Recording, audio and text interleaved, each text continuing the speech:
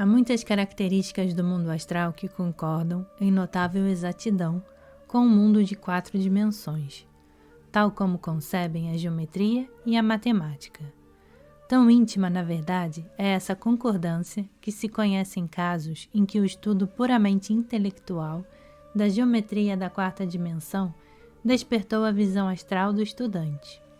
Os livros clássicos no assunto são os de C. H. Hinton, Scientific Romance, Romances Científicos, volume 1 e 2, e A New Era of Thought, The Fourth Dimension, Uma Nova Era do Pensamento, a 4ª Dimensão.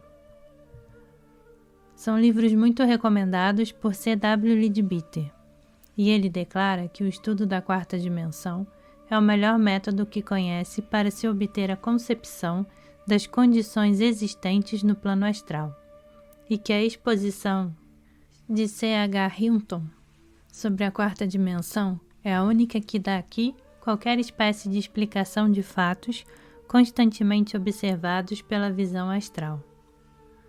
Outros livros posteriores são vários, de Claude Bragdon, The Beautiful Necessity, A Primer of Higher Space, e etc. A de P. D. Ouspensky, Thorion Organon, livro dos mais esclarecedores e, sem dúvida, muitos outros mais. Para os que não fizeram estudo algum do assunto, podemos dar aqui o mais simples delineamento de alguns dos aspectos principais subjacentes na 4ª dimensão. Um ponto que tem posição, mas não magnitude, não tem dimensões. Uma linha criada pelo movimento de um ponto tem uma dimensão, comprimento. Uma superfície, criada pelo movimento de uma linha, em ângulos retos consigo mesma, tem 2 dimensões, comprimento e largura. Um sólido criado pelo movimento de uma superfície em ângulos retos consigo mesma tem 3 dimensões, comprimento, largura e espessura. Um tesserato é um objeto hipotético, criado pelo movimento de um sólido em nova direção, em ângulos retos consigo mesmo, tendo 4 dimensões, comprimento, largura, espessura e uma outra, em ângulos retos com essas 3, mas incapaz de se fazer representar em nosso mundo de 3 dimensões.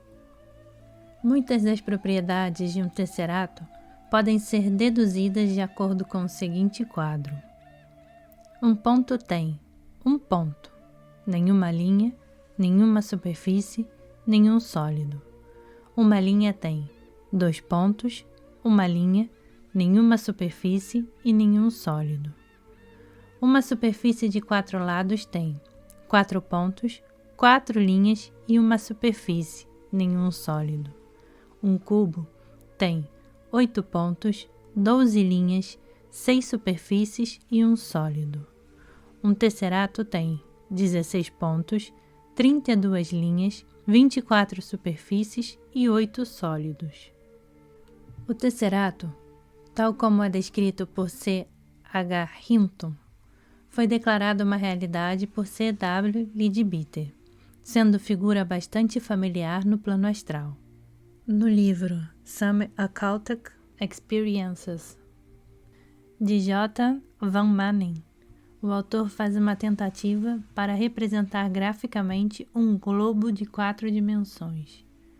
Há um íntimo e sugestivo paralelo entre fenômenos que podem ser produzidos por meio de objetos tridimensionais, no mundo hipotético de 2 dimensões, habitado por um ser consciente apenas de 2 dimensões, e muitos fenômenos astrais, tal como aparecem a nós que vivemos no mundo tridimensional. Assim, primeiro, objetos levantados através da 3ª dimensão poderiam ser levados a aparecer ou desaparecer de um mundo bidimensional à vontade. Segundo, um objeto completamente cercado por uma linha poderia ser erguido para fora do espaço que o encerrasse através da 3ª dimensão. Terceiro, curvando o mundo bidimensional, representado por uma folha de papel, dois pontos distantes poderiam ser reunidos ou mesmo levados a coincidirem, destruindo assim a concepção bidimensional de distância. Quarto, um objeto manejado com a mão direita poderia ser invertido através da terceira dimensão e reaparecer como objeto da mão esquerda. Quinto, olhando da terceira dimensão para um objeto bidimensional, cada ponto deste último pode ser visto de uma só vez e livre de distorção da perspectiva. Para ser limitado à concepção de duas dimensões, o que ficou dito acima pareceria milagroso e completamente incompreensível. O curioso é que enganos como esse estejam sendo constantemente sofridos por nós, como bem sabem os espíritas. 1. Entidades e objetos aparecem e desaparecem. 2. Aportes de artigos vindo de grandes distâncias são feitos. 3. Artigos são retirados de caixas fechadas. 4. O espaço parece ser virtualmente aniquilado. 5. Um objeto pode ser invertido, isto é, uma mão direita se transforma em mão esquerda. 6. Todas as partes de um objeto, de um cubo, por exemplo, são vistas simultaneamente e livres de qualquer distorção de perspectiva, e da mesma forma, o todo da matéria de um livro fechado pode ser visto ao mesmo tempo.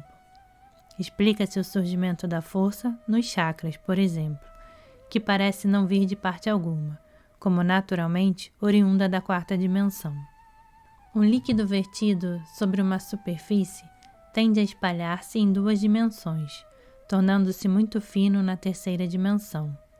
Da mesma forma, um gás tende a se espalhar em 3 dimensões, e pode ser que, fazendo isso, se venha a tornar menor na quarta dimensão, isto é, a densidade do gás pode ser medida de sua relativa espessura na quarta dimensão.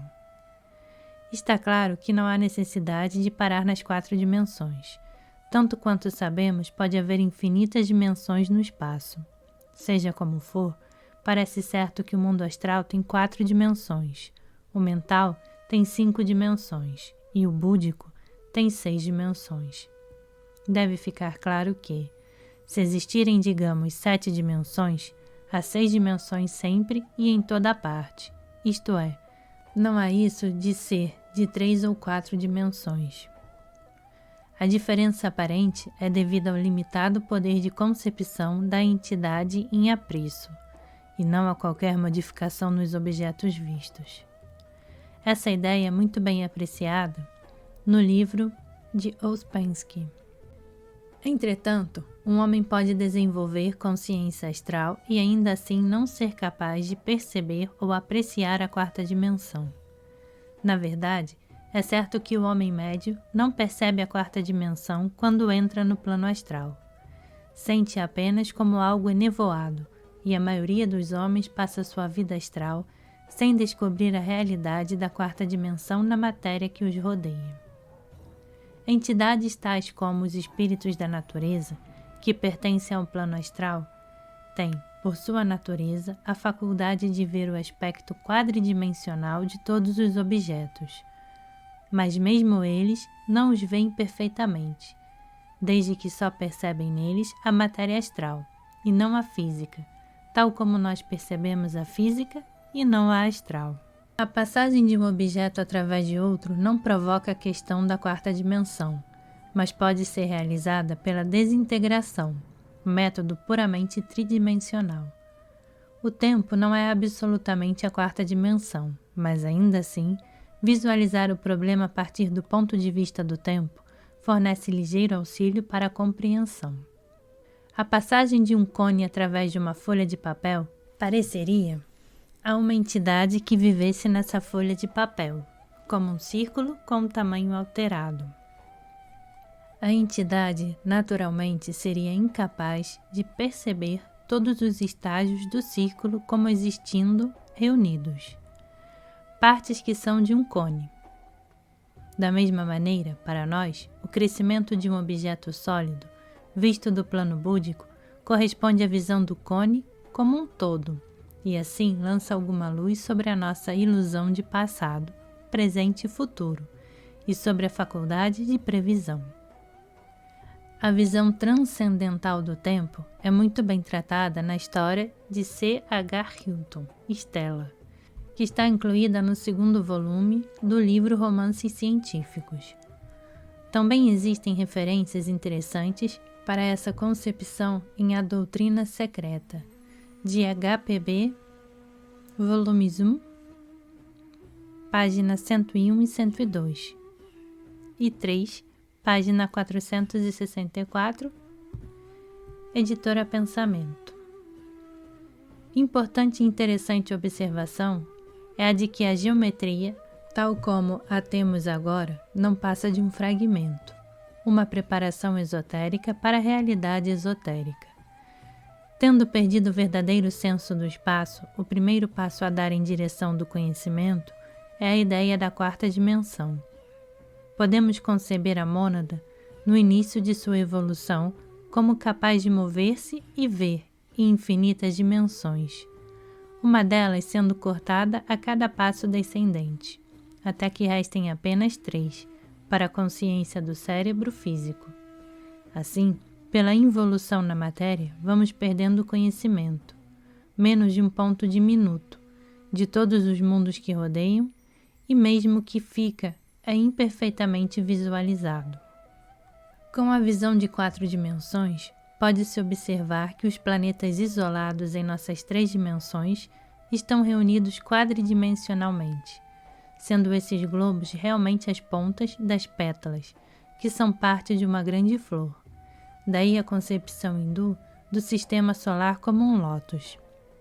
Existe também, através de uma dimensão superior, direta conexão entre o coração do Sol e o centro da Terra, de forma que elementos aparecem na Terra sem passarem através do que chamamos superfície.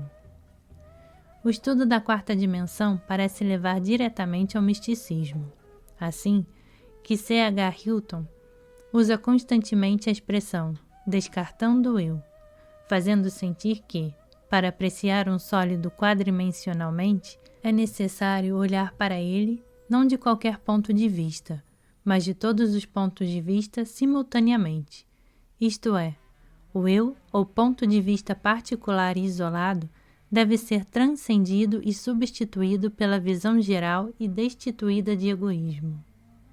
Recordaremos também as famosas palavras de São Paulo, Efésios 3, 17 e 18. Para que vós, que sois arraigados e fundados no amor, possais compreender, com todos os santos, o que é a largura e o comprimento, e a altura e a profundidade.